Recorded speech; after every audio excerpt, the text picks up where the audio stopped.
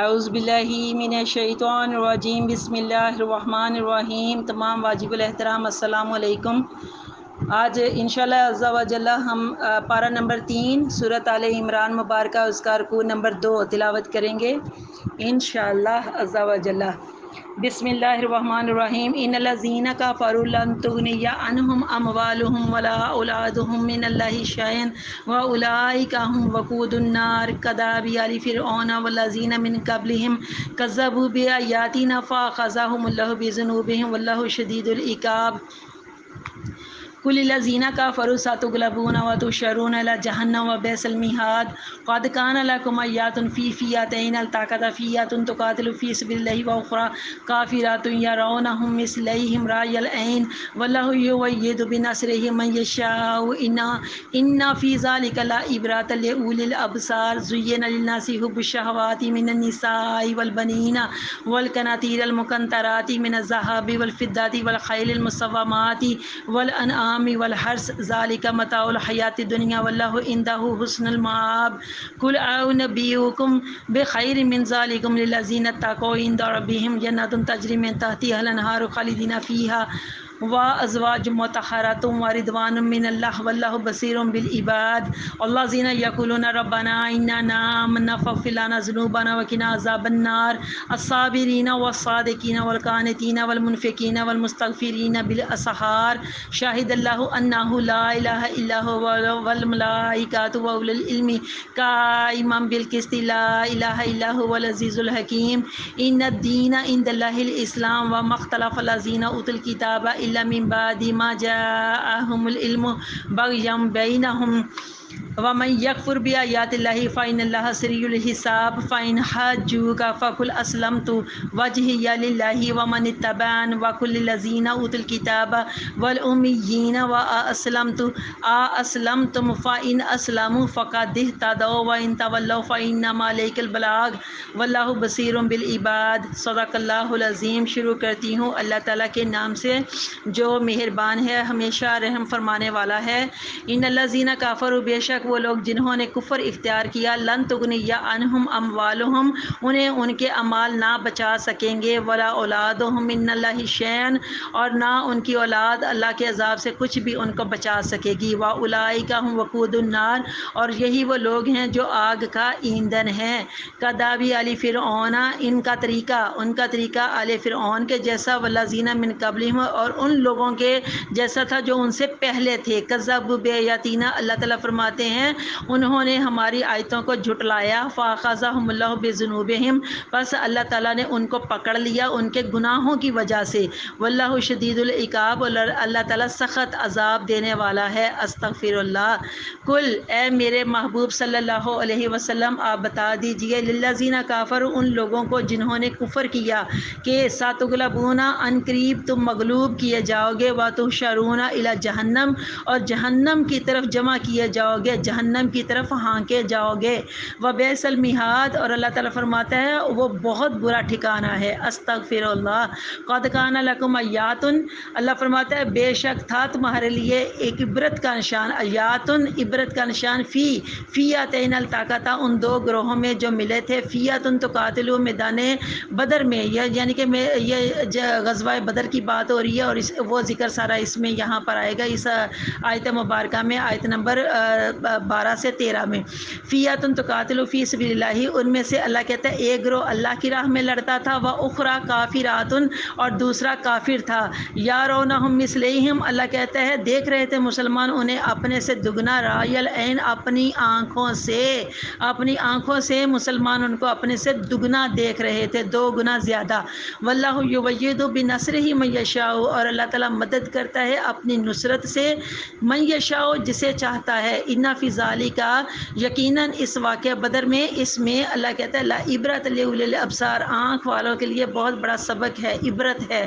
زین للناس، لوگوں کے لیے راستہ کی گئی ہے، زین مزین کر دی گئی ہے، سجا دی گئی ہے، ڈیکوریٹ کر دی گئی ہے، حب الشہوات، ان خواہشوں کی محبت، من النساء، یعنی عورتیں، والبنین، اور بیٹے، والقناطیر المقنطرات، اور خزانے جمع کیے ہوئے، من الذھب والفضة، سونے اور چاندی کے، والخیل والخیل المسوماتی اور نشان لگائے ہوئے گھوڑے، والانعامی اور چوپائے، والحرث اور کھیتی، ذالک متاع الحیات دنیا، یہ سب کچھ سامان ہے دنیاوی زندگی کا، حیات دنیا، دنیا کی زندگی کا۔ یہ جتنی بھی اللہ تعالیٰ نے دنیا کی خواہشیں بتائی ہیں، عورتیں، بیٹے اور سونے اور چاندی کے جمع کیے ہوئے خزانے اور نشان زدہ گھوڑے اور چوپائے اور کھیتی، اللہ کہتا ہے یہ سب دنیاوی زندگی کا سامان ہے۔ واللہ عندہ حسن المآب، اور اللہ وہ ہے جس کے پاس بہت اچھا ٹھکانہ ہے، حسن المآب، بہت اچھا ٹھکانہ۔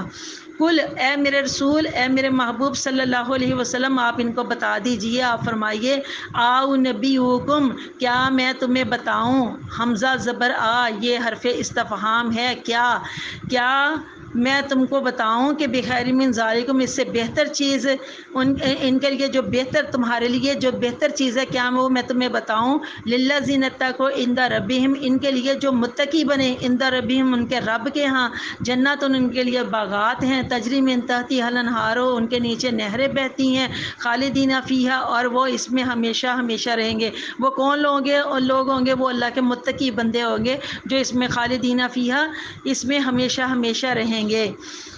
وازواج مطہرات، اور اس میں ان کے لیے پاکیزہ بیویاں ہوں گی، رضوان من اللہ، اور انہیں اللہ کی خوشنودی حاصل ہوگی۔ واللہ بصیر بالعباد، اور اللہ تعالیٰ خوب دیکھنے والا ہے اپنے بندوں کو۔ الذین یقولون، یہ وہ لوگ ہیں جو کہتے ہیں، ربنا، اے ہمارے پروردگار، اننا، بے شک ہم، آمنا، ہم ایمان لائے، فاغفر لنا، پس تو ہمیں معاف کر دے، لانا، ہمارے لیے، ذنوبنا، ہمارے گناہوں کو۔ تو ربنا اننا آمنا فاغفر لنا ذنوبنا، اے ہمارے پروردگار، بے شک ہم ایمان لائے تو ہمارے لیے ہمارے گناہ بخش دے، معاف کر دے، وقنا عذاب النار، اور ہمیں بچا لے دوزخ کے عذاب سے، عذاب النار، آگ کے عذاب سے۔ الصابرین، اور یہ لوگ وہ کون سے ہیں جو مصیبتوں میں صبر کرنے والے ہیں، وہ صادقین، اور حال حال میں سچ بولنے والے ہیں، والقانتین، اور عبادت میں عاجزی کرنے والے ہیں، والمنفقین، اور اللہ کی راہ میں خرچ کرنے والے ہیں، والمستغفرین، اور اپنے گناہوں کی معافی مانگنے والے ہیں، بالاسحار، سحری کے وقت۔ سبحان اللہ، شاہد اللہ، اللہ تعالیٰ نے شہادت دی ہے، اللہ تعالیٰ نے گواہی دی ہے، انہ، بے شک وہ، لا الہ، معبود نہیں معبود، الا ہوا، مگر اس کے، یعنی کہ اس کے سوا کوئی عبادت کے لائق نہیں ہے، والملائکات، اور اس بات کی گواہی فرشتوں نے بھی دی ہے، واولو العلم، اور اس بات کی گواہی علم والوں نے بھی دی ہے، کہ قائم بالقسط، کہ وہ جو اللہ ہے وہ ہمیشہ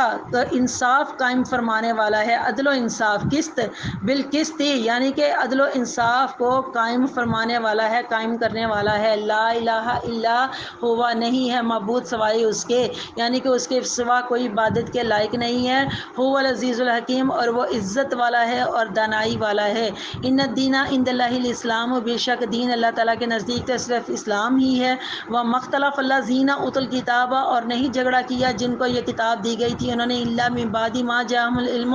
مگر اس کے بعد جب ان کے پاس صحیح علم آ گیا، تو بغیم بینہم، انہوں نے جھگڑا کیا، لیکن باہمی، اپنے صرف حسد کی وجہ سے، آپس میں اپنے حسد اور بغض کی وجہ سے انہوں نے صرف یہ جھگڑا کیا۔ ومن یکفر، اور اللہ کہتا ہے جو انکار کرتا ہے بے آیات اللہ، اللہ کی آیتوں کا، فإن اللہ سریع الحساب، تو بے شک اللہ تعالیٰ بہت جلدی حساب لینے والا ہے۔ فإن حجوک، پھر اگر، اب بھی اللہ کہتا ہے جھگڑا کریں آپ سے، کا سیگا آپ کے لیے، تیرے کے لیے، تجھ کے لیے، تو اللہ کہتا ہے جب وہ تجھ سے، یعنی آپ سے، حضور صلی اللہ علیہ وسلم کی طرح مخاطب کر کے اللہ تعالیٰ بات کہتے ہیں، پھر اگر وہ آپ سے جھگڑا کریں تو فاقل، آپ ان کو کہہ دیجئے، آپ ان کو فرما دیجئے، بتا دیجئے کہ اسلمت،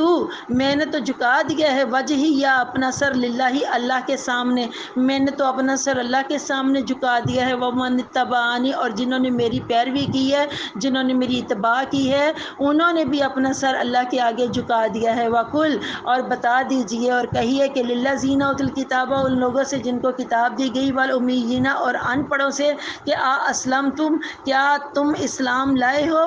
حمزہ زبر آ، یہ بھی حرف استفہام ہے، مطلب کیا؟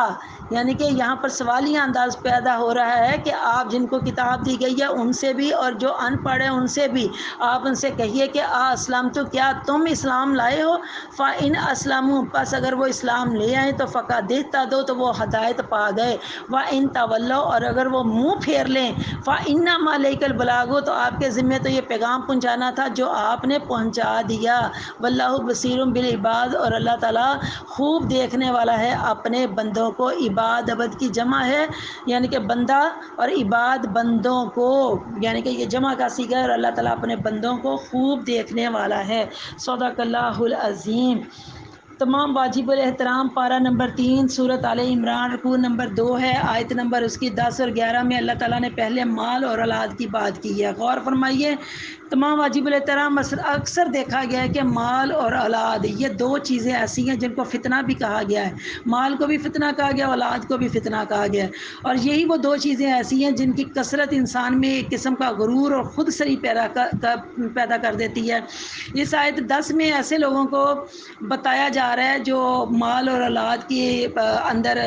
گرے رہتے ہیں، اور اس چیز کے ساتھ ان کے اندر تکبر آ جاتا ہے، گھمنڈ آ جاتا ہے۔ تو اللہ تعالیٰ اس آیت کے ذریعے سے ایسے لوگوں کو بتا رہے ہیں کہ یہ جو مال و دولت ہے نا، اور یہ جو اہل و عیال ہے نا، انہیں اللہ تعالیٰ کی گرفت سے نہیں بچا سکتا، ٹھیک ہے؟ چاہے جتنا مرضی تمہارے پاس مال ہو، دولت ہو، جو کچھ مرضی ہو، یہ تمہیں اللہ تعالیٰ کی گرفت سے نہیں بچا سکتا اگر تم اللہ تعالیٰ کے نافرمان بندے ہو، اللہ تعالیٰ کی حکم عدولیاں کرتے ہوتے ہو۔ اور ساتھ ہی آیت 11 میں فرعون اور اس کی جو اولاد ہے اس کی مثال دے کر واضح کر دیا گیا کہ جب اللہ کا عذاب آیا تو کوئی چیز انہیں بچا نہ سکی۔ اتنے بڑے محل تھے، ان کے پاس مال و دولت تھا، ان کے پاس جو حشمت تھی، شان و شوکت تھی، سب کچھ تھا، لیکن کچھ بھی کام نہ آیا، کوئی بھی چیز ان کو نہیں بچا سکی۔ اس حقیقت کو بھی قرآن بار بار واضح کرتا ہے کہ کسی قوم کے اوپر اللہ کا عذاب بلا وجہ نازل نہیں ہوتا، بلکہ ان کی تباہی اور بربادی ان کے اپنے برے اعمال کا نتیجہ ہوا کرتی ہے۔ آیت نمبر 12 جس خاص بات کی طرف اشارہ کرتی ہے وہ یہ کہ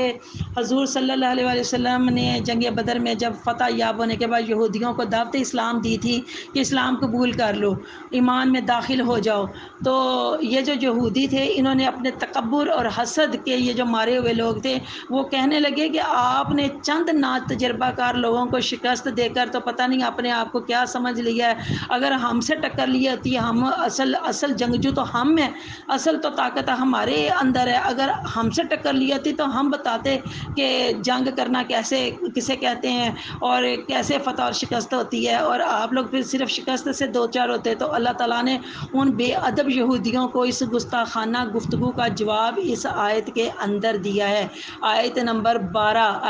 12 کے اندر ان کے اس گستاخانہ گفتگو کا جواب اللہ تعالیٰ نے یہ نازل فرمایا۔ آیت نمبر 13 میں غزوہ بدر کا ذکر ہے جس میں مسلمانوں کی تعداد 313 تھی، اور ان کے مقابلے میں جو کفار تھے، جو کافر لوگ تھے، ان کی تعداد 950 افراد پر مشتمل تھی، اور مسلمانوں کے پاس جنگی سامان بھی تھوڑا تھا، گھوڑے اور اونٹ بھی گنتی کے تھے، یعنی کہ تعداد بہت کم تھی جو ہر طرح، لیکن یہ جو ہر طرح سے یعنی کہ کافروں سے بہت پیچھے تھے، لیکن یہ جو کافر لوگ تھے جو یہ ہر طرح کے اسلحے سے لیس تھے، اور سواری کے لیے بھی ان کے پاس 100 گھوڑے تھے اور 100 اونٹ ان کے پاس، 700 اونٹ ان کے پاس تھے، 100 گھوڑے تھے اور 700 اونٹ تھے، اور 2 گنا زیادہ ان کی تعداد تھی، لیکن اس کے باوجود آپ نے دیکھا کہ ان کی 2 گنا زیادہ تعداد ہونے کے باوجود قلیل فوج، اتنی تھوڑی سی فوج تھی، اس سے انہوں نے شکست کھائی، اور کیوں کھائی، کیسے کھائی، اس میں اللہ تعالیٰ کی قدرت کی کھلی نشانی ہے، اور اس میں اللہ تعالیٰ بتا رہا ہے کہ جب اللہ تعالیٰ غیب سے مدد کرتا ہے نا تو پھر اللہ تعالیٰ فتح سے ہمکنار کرتا ہے، لیکن کرتا ان کو ہے جو اللہ تعالیٰ کے فرما بردار بندے ہوتے ہیں، اس کے متقی اور اس کے ماننے والے بندے ہوتے ہیں۔ اور اس غزوہ بدر میں کافروں کے 70 سردار بھی مارے گئے تھے، جن میں ابو جہل بھی شامل تھا، اور 70 قیدی بنا لیے گئے تھے، اور یہ فتح اور کامیابی صرف اور صرف اللہ تعالیٰ کی مدد سے حاصل ہوئی تھی۔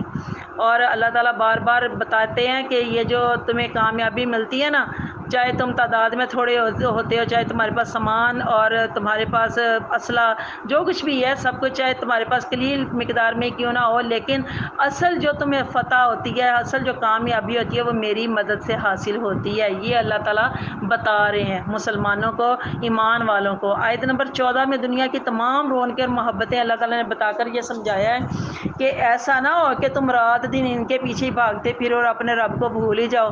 اللہ نے فرمایا کہ یہ تو چند روزہ زندگی کا سامان ہے، ان کو استعمال کرو، لیکن اپنے خالق و مالک سے کبھی غافل نہ ہونا، اپنے رب کی بندگی سے کبھی غافل نہ ہونا، اس کے ذکر سے کبھی غافل نہ ہونا۔ آیت نمبر 15، 16، 17 میں اللہ تعالیٰ کے پرہیزگار بندوں کا ذکر ہے۔ سبحان اللہ، بڑے پیارے انداز میں اللہ تعالیٰ نے اپنے پرہیزگار اور متقی بندوں کا ذکر کیا ہے، اور ان کے لیے کیا کیا انعامات ہیں۔ جنت ہے، ان کے نیچے نہریں بہتی ہیں، اس میں ہمیشہ ہمیشہ رہیں گے۔ اور اللہ تعالیٰ نے اپنے ان نیک بندوں کا اللہ تعالیٰ نے یہاں پر ذکر بتایا ہے کہ ان کا دعا کرنے کا طریقہ ہمیشہ یہ ہوتا ہے کہ وہ اللہ تعالیٰ سے بخشش مانگتے ہیں، گناہ کیا یا نہیں کیا، چھوٹا کیا یا بڑا کیا، یہ بات کی بات ہے، لیکن وہ اللہ تعالیٰ سے ہمیشہ بخشش مانگتے رہتے ہیں، اپنے گناہوں کی، دوزخ کی آگ سے رب کی پناہ مانگتے رہتے ہیں۔ یہ اللہ کے متقی بندے ہیں نا، جب ان کو کوئی مصیبت آتی ہے تو وہ صبر سے کام لیتے ہیں اور ہر حال میں سچ کا دامن نہیں چھوڑتے اور عاجزی کرتے ہیں، ہر بندگی میں خشوع و خضوع کے ساتھ عاجزی کرنے والے ہوتے ہیں۔ اور اللہ کی راہ میں خرچ کرنے والے بھی یہی ہوتے ہیں، دل کھول کے اللہ کی راہ میں خرچ کرتے ہیں اور دکھاوا نہیں کرتے، ریاکاری نہیں کرتے، اور سحری کے وقت رو رو کے اللہ تعالیٰ سے اپنے گناہوں کی معافی مانگنے والے، یہ وہی اللہ تعالیٰ کے نیک بندے ہوتے ہیں جن کے لیے اللہ نے وہ جنت اور پھر اتنی پیارے پیارے انعامات رکھے ہوئے ہیں۔ سبحان اللہ۔ آیت نمبر 18 میں قائما بالقسط،